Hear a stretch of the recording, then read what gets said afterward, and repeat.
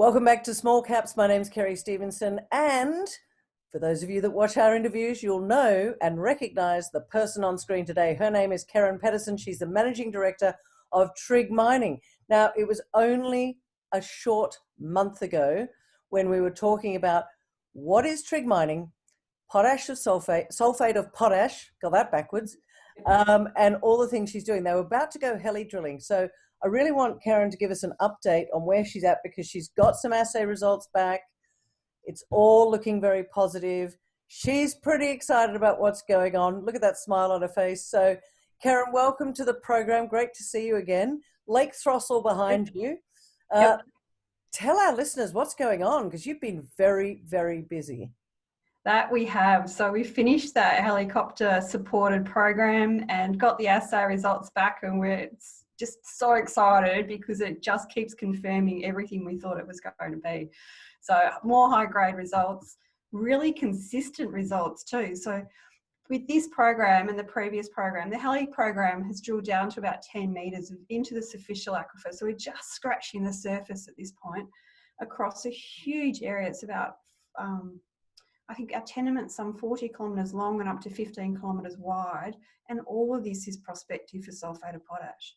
So the two programs to date that have targeted that superficial aquifer have returned, like 90% of those holes have given us results over 10,000 milligrams per litre of sulphate of potash, which is a really good result. I was just about to say, I'm going to interrupt you and say, what does that actually mean for those of us that don't really understand? I mean, just to remind our listeners, sulphate of potash actually helps our farmers get more out of their crops. It's really important, and to date, we have been importing it. What Keren is doing is ensuring that we have a great supply from here in Australia. That's such a positive thing. So when you say that grade, can you just explain what that means? Well, the consistency is really important right across that, but our grades are up to 14,800 milligrams per litre in that brine. So it is really concentrated. It's got really great chemistry as well for producing sulphate of potash in the brine, because these are dissolved ions. It's like electrolytes. It's a huge resource of electrolytes. And potassium is an incredibly important one for the human body. We need 4,700 milligrams per day, each and every one of us in our diet. So there is potential here for a resource that's a grade there very comparable to the other high grade projects for sulphate of potash here in Australia. So in terms of getting these assets, is it gone beyond what you were thinking? And just remind our viewers how you came across this particular, no one's actually looked here before for sulphate of potash, is that right? That's quite right. No one has drilled a hole at all in this country. This salt lake has never been drilled for anything ever. So it's all very new and very exciting. And we've just recently finished the gravity survey, which sends a message down into the ground and gives us an idea of the paleo channel, because what we're looking for minerals that are in the water. It's really, really salty water. There's a huge amount of it sitting just below the surface in the desert regions. Lake Throssell sits at the end of a drainage system that drains a lot of the Gibson Desert into it. So it's concentrating the minerals over millions of years in this ancient riverbed that contains all of this incredible salty water, with potassium being one of those very important salts that we need. Yeah, and for those of you that think, oh, well, it's water, how could we? It's very salty water, so you can't, in its current form, you can't use it. You've got to, I guess, re-engineer it so that you get this sulphate of potash, which in turn will help the farmers get better results from their crops. Is that correct? Yeah, absolutely. And the way we can do that is so sustainable, because it's pumping water out of the ground that is replenishing with rainfall over time. So we're not stopping the geological environment, but also we get to harvest solar energy in its naturalist form by evaporating that water to produce the salts, and then create that sulphate of potash at the end of the evaporation cycle. So it's in fact an organic fertiliser that provides 2 of the 4 really important macronutrients for plant growth without any detrimental element at all. Well, that's ticking a few boxes there, Keren, especially when people are worried about the environment and stuff. This is not an area that you can do anything apart from extract this sulphate of potash to give to our farmers to increase the crops, all within Australia, so we're not importing it anymore. Really important. How difficult, excuse me, I've been talking too much today. How difficult is it going to be for you to actually get this to market? First question. And what's your timeline from here? Because I can see how excited you are about this. I guess this has blown away what your initial concepts were. Well, naturally, I'm a mining engineer, so I really do want to talk about the development side of this, but we still are in that exploration discovery phase.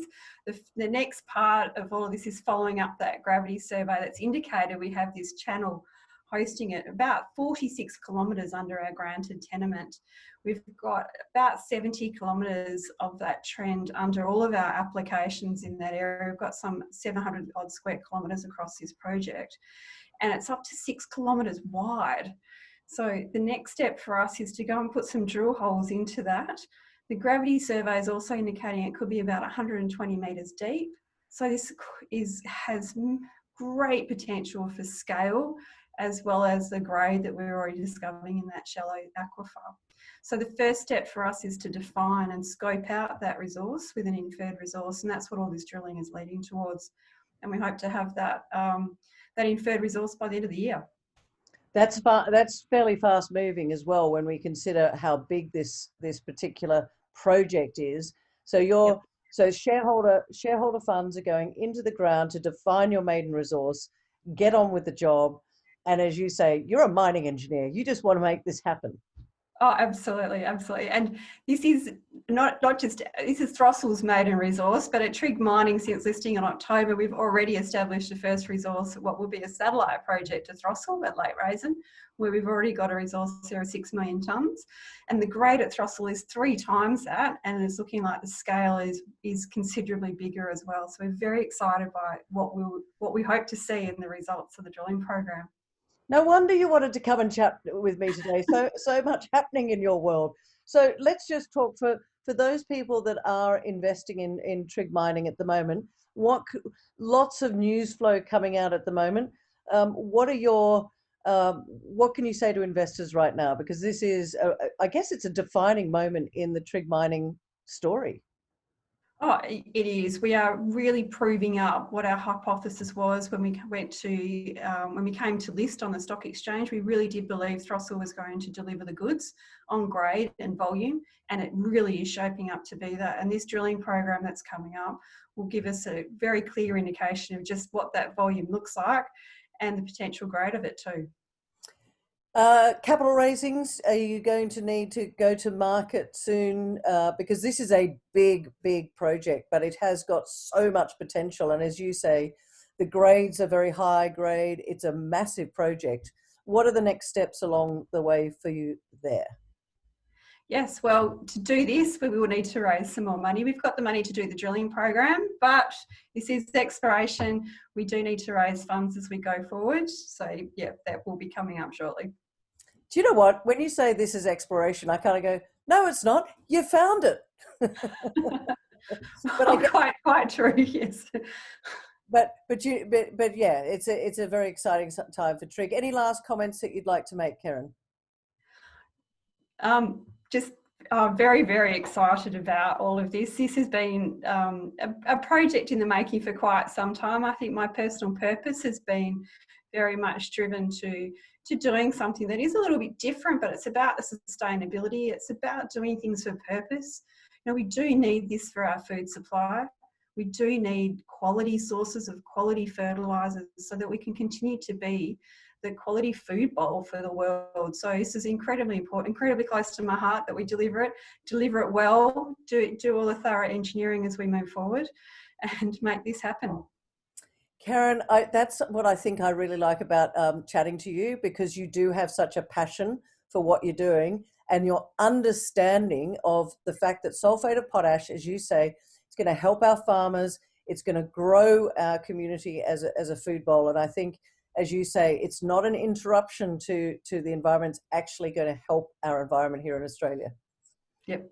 Thank you so much for talking with me today, Keren. And goodness me, we'll probably speak again in a month and you'll be further down the road. Very exciting times. Thanks for chatting. Thanks a lot, Kerry.